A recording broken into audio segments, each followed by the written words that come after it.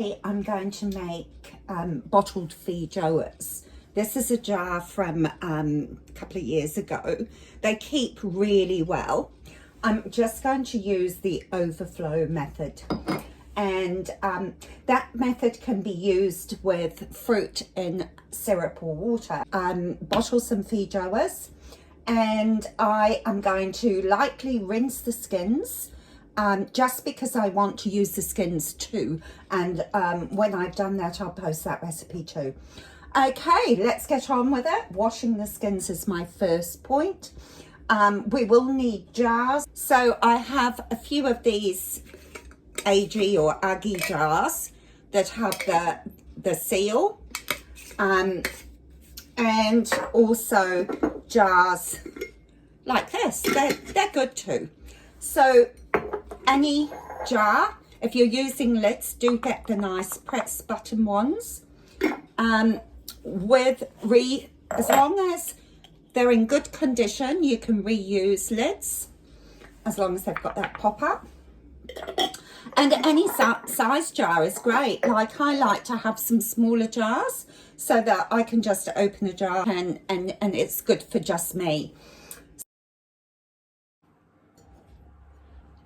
So cutting off the ends, this harbours a lot of dirt, but it's also that's where the insects get in. So if you're going to get any badness, often it's in that point.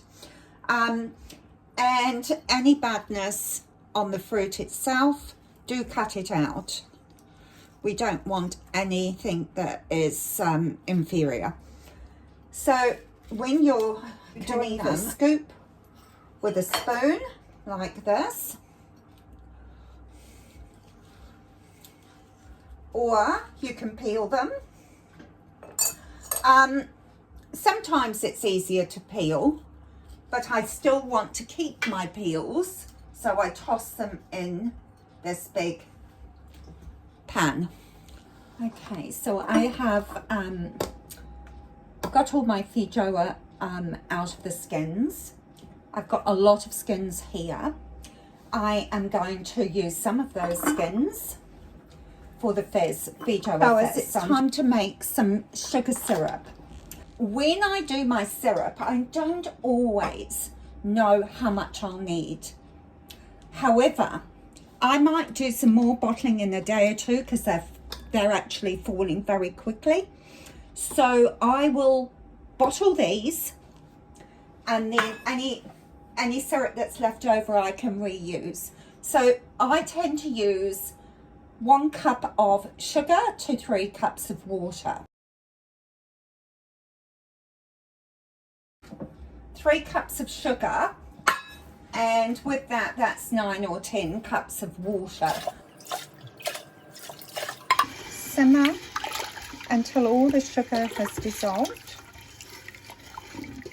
Once your sugar syrup has come up to the boil, we want to quickly add our Feijoas, just taking care that you don't splash yourself with the boiling syrup. I just want to do this without burning myself. There we go. Just got to stand back a bit, you know, while you're doing it. So they're going back on the hob just to come back up to the boil. While you're waiting for them to come up to the boil, get a chopping board, cover it with an old tea towel, and that's for when you've bottled the Feijoas. Get another chopping board, covered, and put a plate on, and then I've got this really old board which I put my boiling pot pan on, and make sure that you have got your utensils sterilised. Soon as your Feijoa has come back up to the boil, it's time to bottle up. Bottle up 1 jar at a time. So keeping my jars in the oven. I've got some hot water here. One of these so I can scoop out my Feijoa pulp and fill it up first.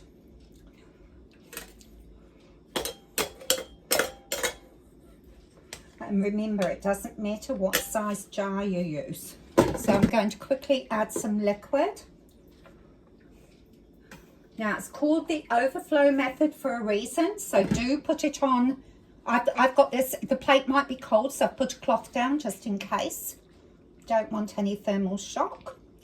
Okay, so before I put any more juice in, I'm just going to use a cocktail stick and poke down the edges to get all the bubbles out. So debubbling out, beautiful.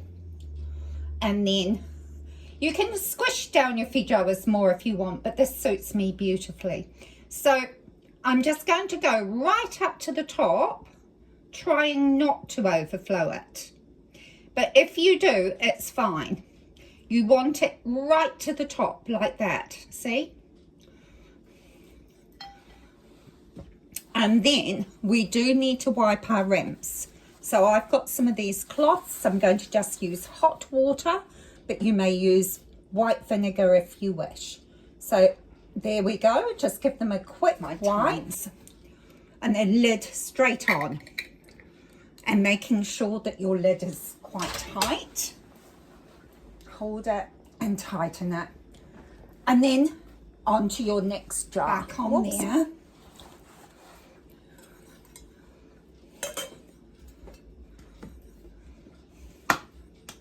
And then what we'll do is once we bottle them all up, we just leave them as is on our chopping board to cool down, and we'll just check that they've got a good seal tomorrow morning.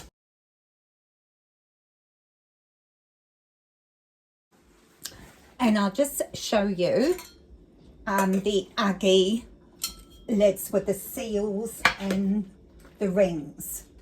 You might have a different brand, but this one is a New Zealand popular brand. The beauty of doing this is if you've only got a few feijoas, you can just do one bottle at a time. So I think overseas this is called open kettle, but here in New Zealand, and I think in England too, it's called Overflow. And we've used it for years. Some people frown upon it, but I've never had issues bottling fruit in this. We're going to just use hot water to wipe down the rims. And then put the lids on. Now, with these, you just literally put the seal on, like that, and then put your bands on. And we're working with hot things, so we have to be careful with my hand. Now, when you put your rings on, do make sure you put them on tight enough. And who doesn't love stewed feijoa?